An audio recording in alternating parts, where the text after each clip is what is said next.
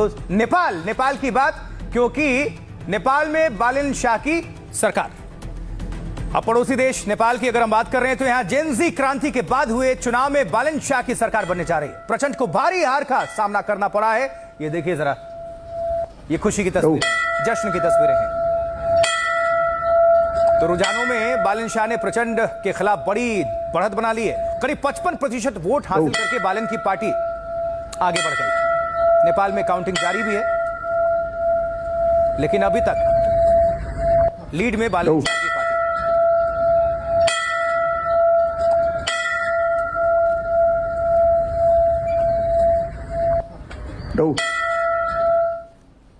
कोई बात नहीं, देखिए लगातार ये खुशी की और जीत की तस्वीरें तो हम दिखा रहे हैं, लेकिन अपडेट भी कर रहे हैं, क्योंकि ये बढ़त बनी हुई है। करीब 55% वोटों के अंतर से बालन की पार्टी शानदार जीत की तरफ आगे बढ़ रही है।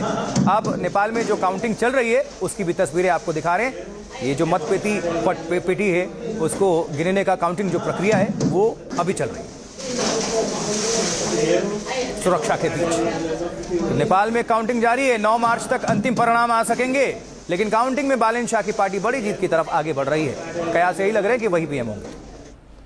बालन शाह की आरएसपी पार्टी के समर्थक काठमांडू में, नेपाल की राजधानी काठमांडू में जश्न मना रहे हैं। ये देखिए जरा, नाच गाकर, घंटी बजाकर, मिठाई खिलाकर, रंग अबीर सब कुछ लगाकर ये वहां पर जश्न की तस्वीरें आ गई है। सुनवाइए जरा।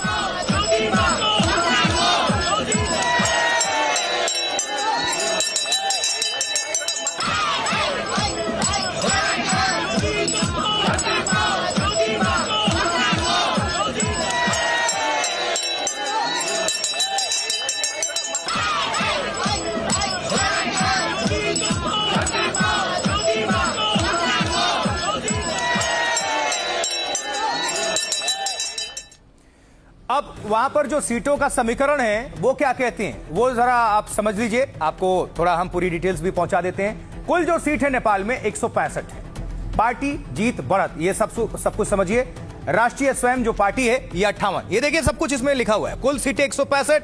जो पार्टी है राष्ट्रीय स्वतंत्र पार्टी, उनको 58 सीटों पर जीत मिली। बढ़त पर अभी 63 पर वो चल रहे हैं। नेपाली कांग्रेस जो है वो 10 सीटें अब तक जीत चुकी है और 9 पर वो बढ़त बनाए हुए हैं। और सीपीएन यूएमएल 2 जीत चुके हैं, जबकि 7 पर उनकी बढ़त चल रही है। इसके अलावा नेपाली कम्युनिस्ट पार्टी है, उनके खाते में 2 सीटें अभी तक जा चुकी हैं। 6 पर उन्होंने बढ़त बनाया हुआ है और अन्य के खाते में 2 सीटें गई हैं, यानी कि 2 जो प्रत्याशी हैं निर्दलीय होंगे वो उन्होंने जीता होगा और 4 जो है वो बढ़त लेकर चल रहे हैं। कुल मिलाकर 165। लेकिन बालन शाह की पार्टी इस वक्त बहुत खुश है, उत्साहित है। उनके पार्टी के जो नेता हैं, उनके जो सपोर्टर्स हैं, जो रिएक्शंस आ रहे हैं वो हम आपके बीच रख देते हैं। सुनिए जरा।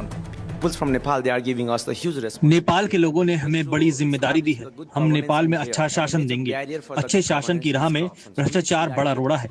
हम नेपाल में पहले भ्रष्टाचार खत्म करेंगे।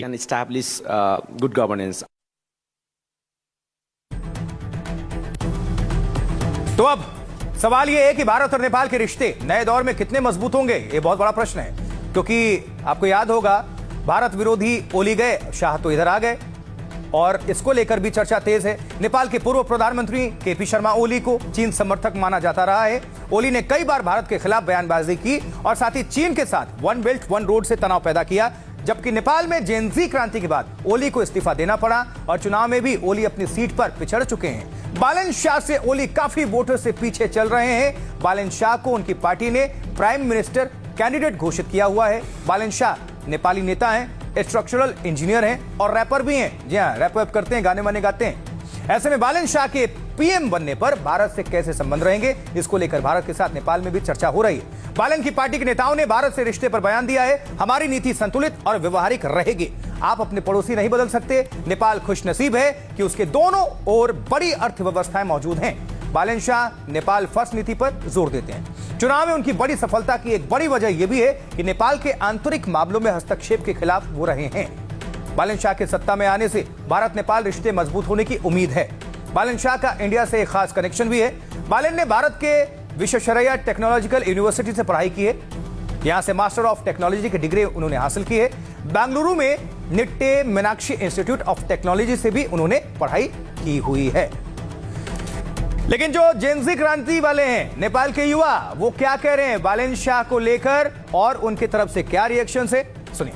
हम लोग खुश हैं और हौसला भी रख रहे हैं और बुलंदी के हिसाब से और मजबूती के हिसाब से इस लोकतंत्र को कैसे बलियो बनाया जाए, कैसे मजबूत बनाया जाए। और जो सरकार आ रही है इतनी मतलब मेजॉरिटी